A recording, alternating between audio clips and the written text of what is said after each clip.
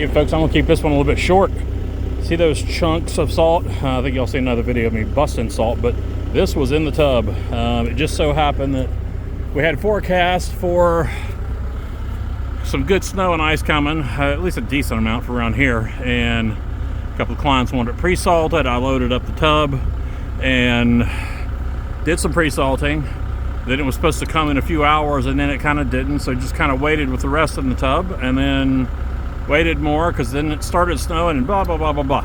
Well, then it got down to about 10 degrees and it had sat in there long enough. I wasn't intending to leave it, but it jammed up. So you're getting in the controller on the front, you're getting the J, and it's jammed up, and sometimes it can slightly reversible even may get it if it just kind of bumps loose. But here's what I had to do.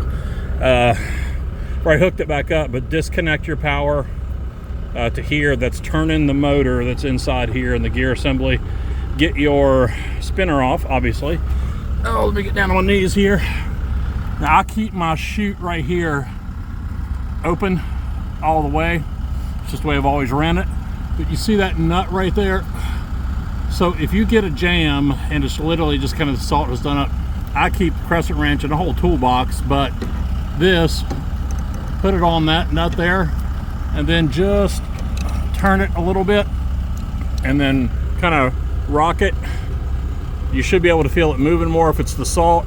And then once you get a little bit more movement, take it off, reposition, and then get another turn, and it should get unfreed or freed up there. But yeah, now it's time to go spray this baby out. So if you don't know how to clear that jam, disconnect power, get your wrench on it, spinner off, and just be easy with it. Don't try to be a brute, but hope that helps somebody. Have a blessed day.